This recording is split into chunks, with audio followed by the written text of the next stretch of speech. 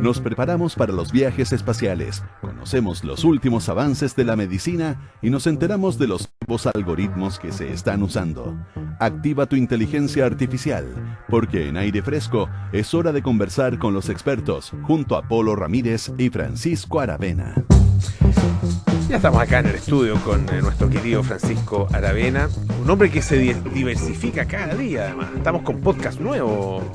Sí, desde el 15 de noviembre. 15 de noviembre. El Café Diario. El Café Diario, sí. Uh-huh. Sí, no es tan nuevo en realidad, pero vale la pena recordarlo, sí. Con Rocío Montes. ¿Y quién te habla? Y quién me habla. O nos habla, en realidad, porque no está hablando todo en este minuto.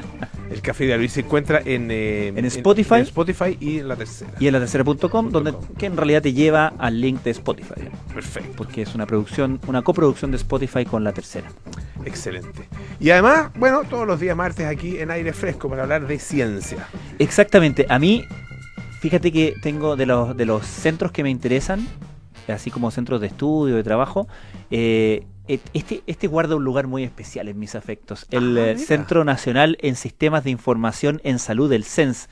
¿Sabes por qué? Porque es una demostración de lo virtuoso que es juntar recursos de punta tanto en el área de salud científica como la tecnología. De hecho, este centro, que es un centro apoyado por Corfo y que integran 5 universidades, promueve el uso de nuevas tecnologías para los sistemas de salud.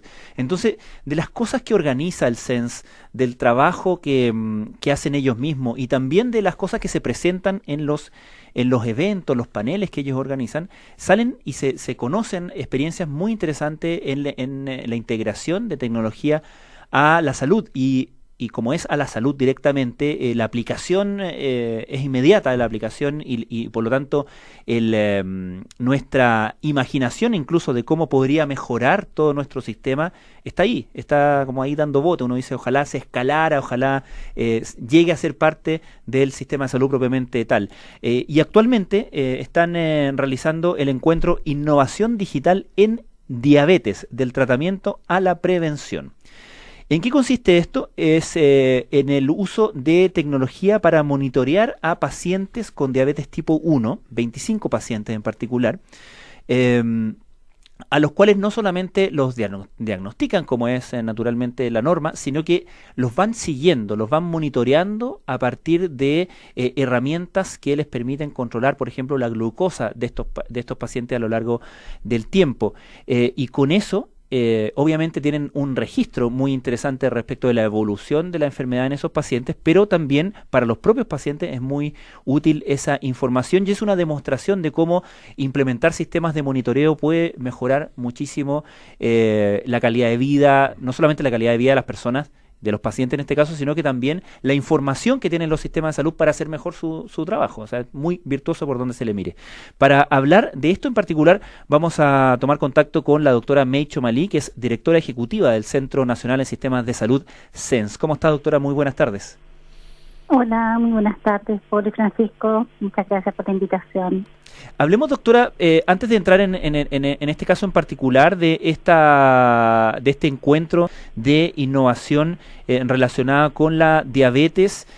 ¿Por qué en particular es la diabetes la que concentra la atención de ustedes como CENS y estas iniciativas?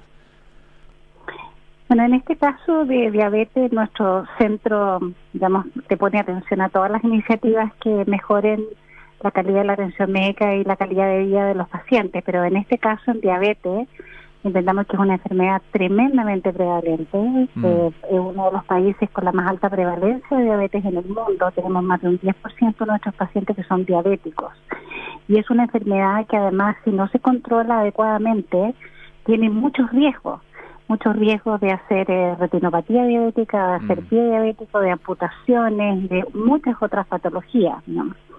Entonces, efectivamente, por eso se llama el taller se llamaba, o la iniciativa que hicimos se llamaba del tratamiento a la prevención. Claro. O sea, nosotros no queremos que los pacientes tengan que ir al hospital a tratarse un pie diabético o una retinopatía diabética o una neuropatía diabética, con todo lo que eso significa, ¿no? Sobre todo en la diabetes tipo 1, que Son diabetes que se inician muy precozmente en la vida y que si las personas no se controlan adecuadamente a poco andar en su juventud, en su, digamos, adultez joven, tienen muchas complicaciones y no pueden tener una vida plena. Por eso es del tratamiento a la prevención, y eso es lo que hacen estas tecnologías. A partir de esta realidad, de esta alta prevalencia de la diabetes específicamente en nuestro país, ¿cómo se conecta eso con la aplicación de tecnología, y particularmente en el territorio, por así decirlo, de la prevención? Mira, quiero hacer una breve historia. Yo no sé si ustedes se acuerdan, ustedes son muy jóvenes, pero hace no muchos años atrás...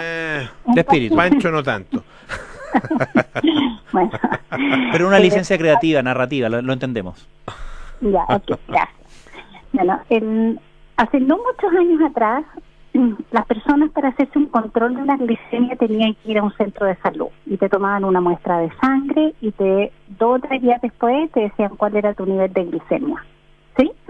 Y, digamos, ya era 2 días después, digamos, y de hecho hay un examen que se llama la hemoglobina glicosilada que te acusan cuando te toman una hemoglobina y dices, tus glicemias fueron malas durante el último tiempo o fueron muy buenas durante el último tiempo, es decir, no es la puntual, sino que como un resumen. De ahí pasaron a estos aparatitos, digamos, que los empezaron a usar y que te entregaban el resultado en el momento, los hemoglucotest. Después de esos hemoglucotest se empezaron a vender en las farmacias y la gente se los llevaba para su casa. Claro. ¿Sí? Y eso significó que mejoró sustantivamente el control de las personas porque en su casa se hacían las glicemias y las anotaban en un papelito. Y después llevábamos del doctor y esa medición podía ser mentirosa porque el doctor lo iba a retar si es que la escritura, si es que lo que decía estaba bien o estaba mal. Después esos aparatitos empezaron a tener memoria y uno podía mirar desde la memoria cuáles habían sido las glicemias de ese paciente en el último tiempo. Ahora, con esta nueva tecnología es en tiempo real. Eso significa que un paciente, por ejemplo, que está teniendo una hipoglicemia, pueda ser alertado y no termine en una hipoglicemia severa que termine hospitalizado. O al revés, digamos, si está haciendo un coma diabético por una hiperglicemia severa, puedan alertarse y él administrarse insulina. O sea, nos entrega una calidad de información tan exquisita y tan en el minuto a minuto que uno puede hacer medicina predictiva. Es decir, mira, está bajando la glicemia, o está subiendo la glicemia, hay que hacer algo al respecto. Con las mediciones, cada cierto tiempo, en el fondo, ya por muy precoz que sean, son mediciones puntuales. Cuando tú la leíste ya tienes otra glicemia. Claro. Porque son cosas que varían mucho, varían en minutos, ¿sí? Entonces, en ese sentido, digamos, las tecnologías ayudan a hacer esta medicina más, incluso antes que preventiva, predictiva. Es decir, mira, le está bajando la glicemia, hagamos algo para que no termine en una hipoglicemia severa, o le está subiendo mucho la glicemia, hagamos algo para bajar eso. Por eso es tan importante estos nuevos sistemas, estas nuevas, que no cabe duda, que mejoran la calidad de vida de las personas, que no tienen que acordarse que se tienen que pinchar el dedo, que no tienen que acordarse de subir la información a la nube, que puede estar en contacto con su equipo tratante, o compartir esa información en los niños pequeños con la mamá que está, digamos, en su trabajo mientras él está en el colegio. O sea, da una serie de beneficios que uno ni se los imagina, ¿no? O sea, un niño pequeño que está recién debutando de la diabetes, que durante un periodo importante no puede ir al colegio porque hay que estar pinchándolo cada tantos días, tiene que aprender a pincharse, etcétera, esto le soluciona la vida. Estamos conversando con la doctora May Chomalí, que es directora ejecutiva del Centro Nacional en Sistemas de Información en Salud. Doctora, esto también tiene que ver con hay un trabajo específico, ¿no es cierto?, que se realizó, ya contaba algunas cosas Pancho, durante un periodo de tiempo, con este control continuo. ¿Qué se obtuvo de ese trabajo? Bueno, yo creo que lo importante es que todas estas tecnologías hay que probarlas in situ con los pacientes chilenos, con la cultura chilena, y eso fue lo que se hizo en en este piloto con estos pacientes, que son pacientes, de la cultura chilena, porque todos estos equipamientos y todas estas cosas son importadas, y ver si efectivamente la transmisión de los datos es la correcta, si llegan bien, si los profesionales la pueden bajar correctamente para interpretarlas, etcétera, y la verdad es que mostró muy buenos resultados, excelentes resultados, con mucho más posibilidades que lo que la gente se podía imaginar en términos de la predicción, en términos de la tolerancia de estos equipos, etcétera. Entonces, efectivamente, fue una suerte de validación del sistema a nivel nacional y en un ambiente público, ¿sí? Porque efectivamente hay algunos pacientes que usan estas tecnologías, pero con otro nivel de educación, etcétera, que en un ambiente público, en un paciente que, solía ir a su control, al hospital, se hace esta evaluación de estas tecnologías.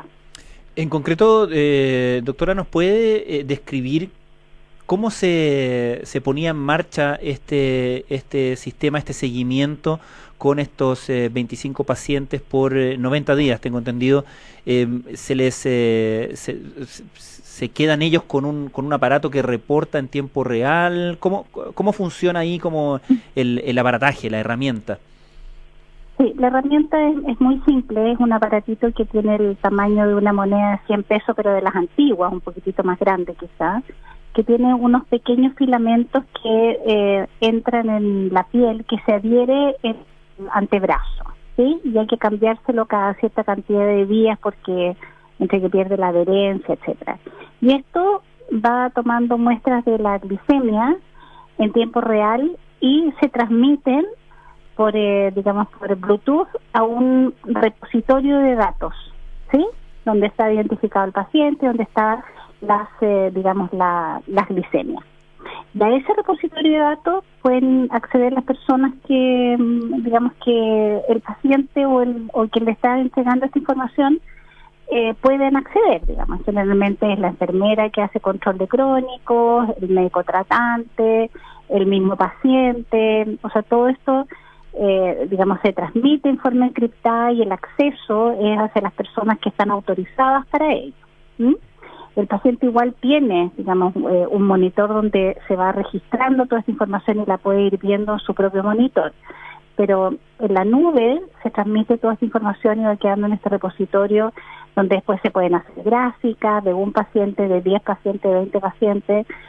Se pueden incorporar a la ficha clínica del propio paciente, o sea, para conocer el historial de su glicemia. Es así como funciona. Es casi como un smartwatch, Perfecto. Pero es del tamaño que tiene unos pequeños filamentos que entran en la piel. Claro, que toman la muestra. Muy, muy pequeños que va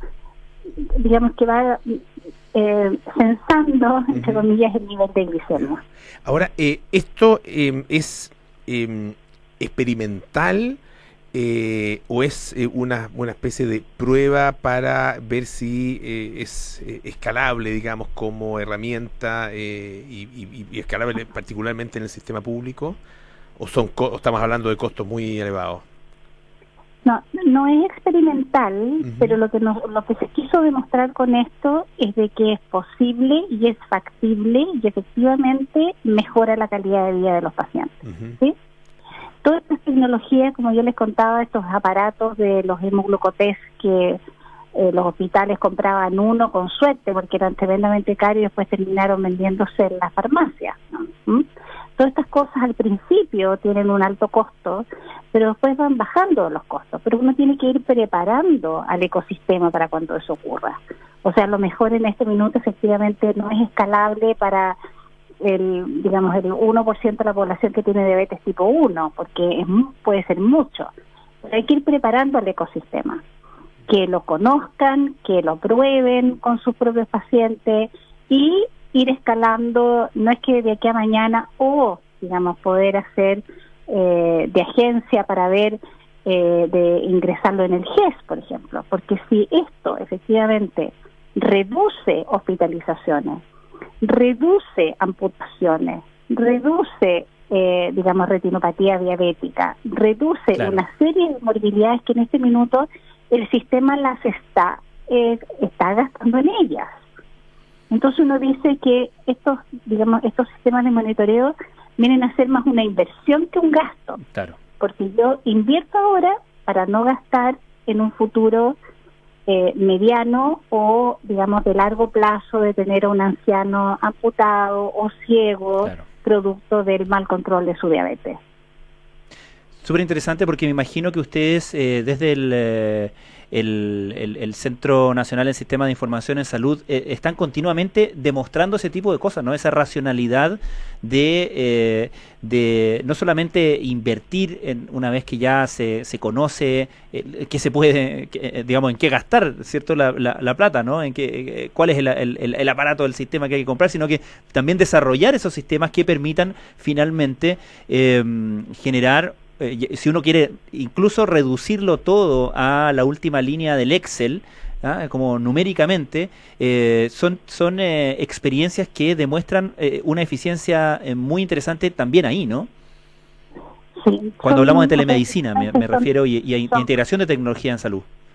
Así es, son absolutamente costo efectivas todas estas tecnologías en términos de la reducción de la morbilidad y la mortalidad precoz o prematura por estas enfermedades crónicas. Yo te diría que en el ámbito de lo crónico, el monitoreo de pacientes hipertensos, de, digamos, insuficientes crónicos, que son tremendamente demandantes de servicios de salud, tremendamente demandantes en términos de consultas de urgencia, porque le sube la glicemia, o el costo que significa para el sistema un paciente no controlado.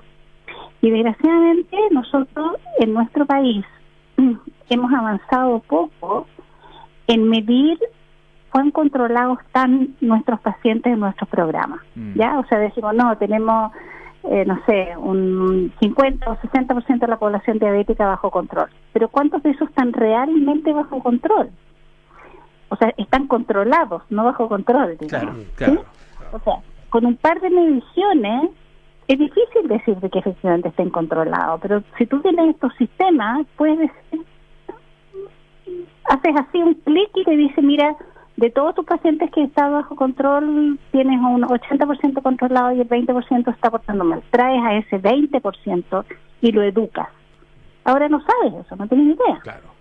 Y yo me imagino, una última cosa, perdón, doctora, muy cortito, y me imagino que esto también sirve no solo para obtener la información del paciente en particular, sino que también para comprender y estudiar la enfermedad a niveles más amplios, más masivos, ¿no?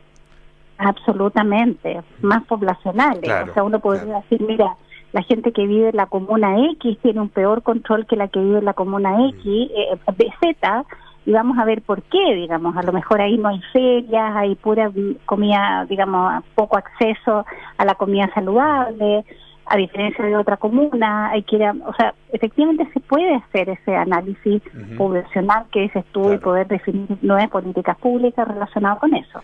Doctora May Chomalí, directora ejecutiva del Centro Nacional en Sistemas de Información en Salud, muchísimas gracias por estar esta tarde aquí en Radio Duna, que esté muy bien. Gracias a ustedes. Muchas gracias. Francisco. Gracias, Polo. Que esté muy bien. Gracias, doctora. Chao, chao. Pancho, que esté muy bien. Hasta un gusto, el próximo martes. Y ya nos vamos. Viene Cartas Notables con Bárbara.